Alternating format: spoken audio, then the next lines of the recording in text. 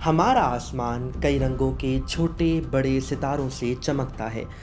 कुछ सितारे बाकियों से अलग थलग रहते हैं, जबकि दूसरे झुंड की शक्ल में दिखाई देते हैं।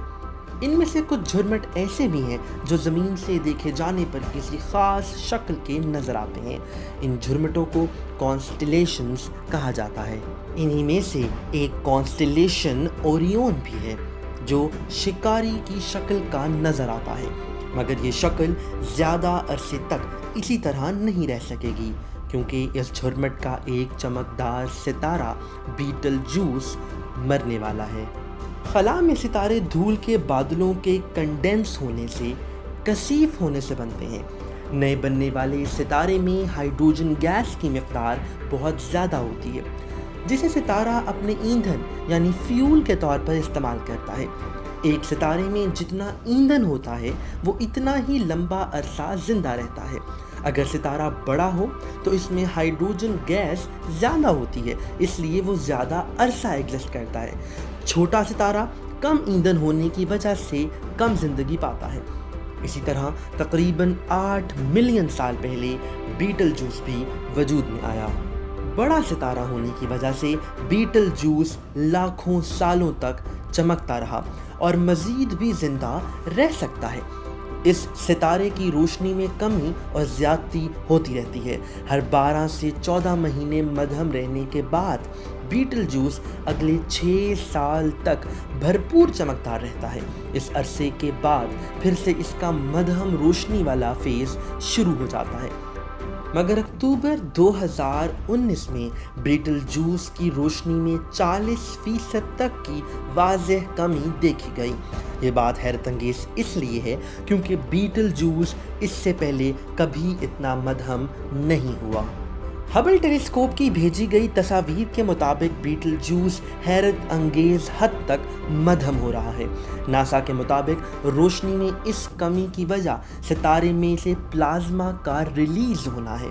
बीटलजूस अपने कोर से, अपने दरमियान से 20,000 डिग्री फ़ारेनहाइट टेम्परेचर वाला झुलसता हुआ हीलियम खला में उगल रहा है।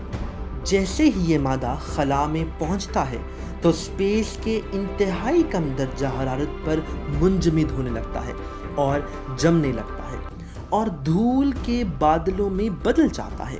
साइंसदानों के मुताबिक यही धूल बीटलजूस और हबल टेलीस्कोप के दरमियान आ रही है। सितारा इस धूल से कवर हो रहा है, जिसकी वजह से हबल टेलीस्कोप उसकी साफ तस्वीर नहीं खींच पा रहा। मगर याद रहे कि ये सब अभी इसी वक्त नहीं हो रहा। ये सब तो 725 लाइट ईयर्स यानी 725 नूरी साल पहले हो चुका है।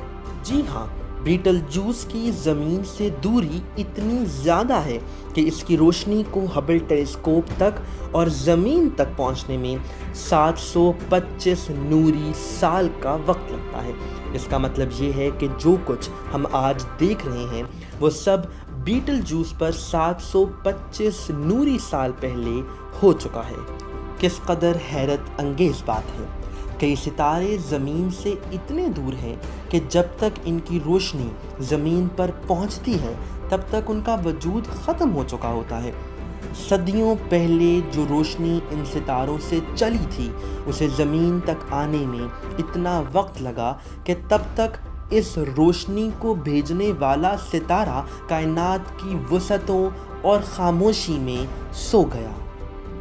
मगर बीटलजूस अब तक ख़त्म नहीं हुआ। साइंसदानों के मुताबिक अभी इस सितारे को ख़त्म होने तक मज़ीद 1 लाख साल का अरसा दरकार है। बीटलजूस जैसे बड़े सितारे, मैसिव स्टार्स के ख़त्म होने का तरीक़ा भी बहुत दिलचस्प है। सबसे पहले सितारा फैलना शुरू करता है और सुर्ख हो जाता है। इस वक्त सितारे का दर्जा हरारत गिर जाता है। कुछ साल ऐसे ही सुपर रेड जाइंट बने रहने के बाद सितारा ब्लास्ट कर जाता है और इसके अंदर का मादा आसपास फैलने से आसमान पर रंग नजर आने लगते हैं। इन धमाकों को सुपर नोवा कहते हैं। اس کے بعد ستارہ اپنے وزن کے مطابق بلیک ہول یا نیوٹن سٹار بن جاتا ہے۔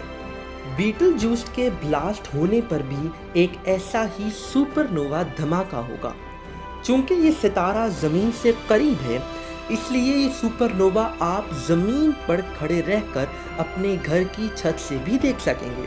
اس دھماکے سے ہونے والی روشنی اتنی تیز ہوگی کہ رات کا اندھیرا اجالے میں بدل جائے گا۔ مگر بیٹل جوس کے ختم ہونے کے بعد بھی اس کا وجود ایک طرح سے باقی رہے گا۔ ستارے سے نکلنے والے ایلیمنٹس کئی نئے ستاروں کو جنم دیں گے۔ ایسا ہماری زندگی میں ہونا تو ممکن نہیں لگتا، مگر بیٹل جوس میں اکتوبر 2019 سے ہونے والی تبدیلیوں کو دیکھتے ہوئے یہ ضرور کہا جا سکتا ہے کہ اب قدرت کے اس خوبصورت میجک شو کی تیاری بہرحال شروع ہو چکی ہے۔